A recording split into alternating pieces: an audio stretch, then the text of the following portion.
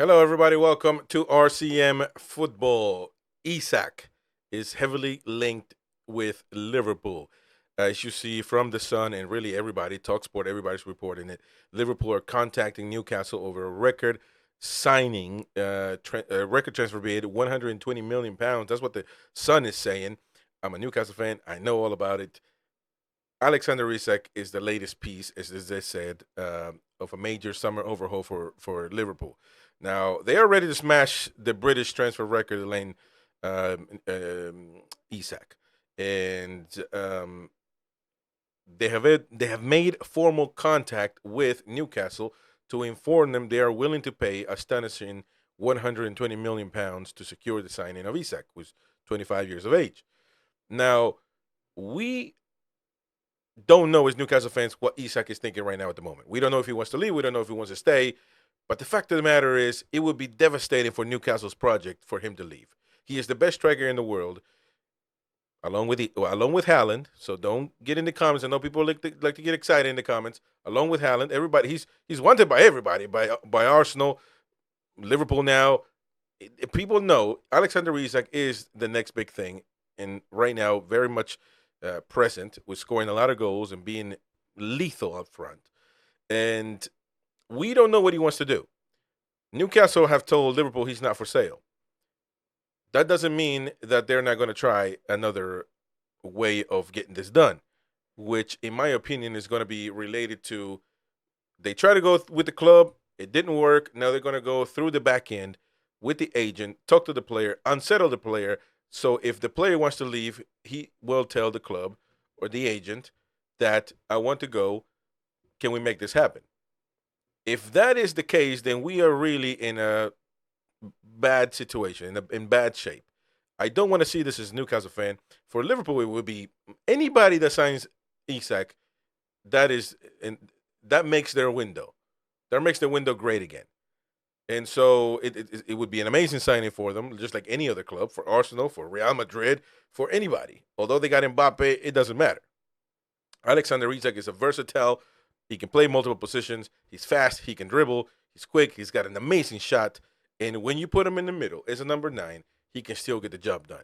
He's not as great with the headers, but that's not what he does. That's not his type of football. His type of football is put it on the floor and let me do what I want. And that is what Isak does best. Again, Liverpool have not made a formal bid, and they're trying to talk with Newcastle. It didn't work. Now they're probably going to go through the back end to unsettle the player. Now, Newcastle have seen a £69.5 million offer bid to Frankfurt for Ekitike turned down. It is said and rumored that Newcastle are willing to go and pay more for Ekitike. What Liverpool has done is, okay, you don't want to sell Isak, well, now we're going to go and buy Ekitike. Either or, they're trying to bully Newcastle United. And listen, I understand it. It is what it is. They have to do what they can or what they think they can. Liverpool thinks they are the bigger club, and clearly they are. They probably got more money to pay the player.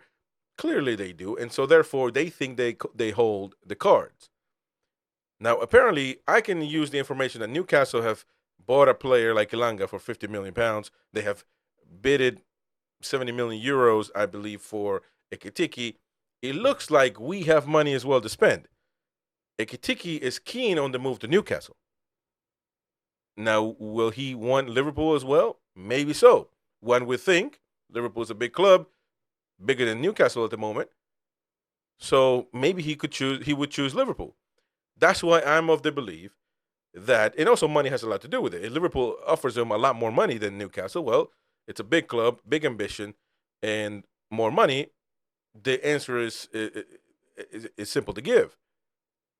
What Newcastle needs to do if they want to keep the player is offer Frankfurt what they want, 80 plus million pounds.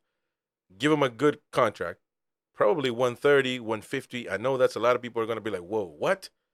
But you have to do what you have to do if you want a player of this caliber. You have to get him in.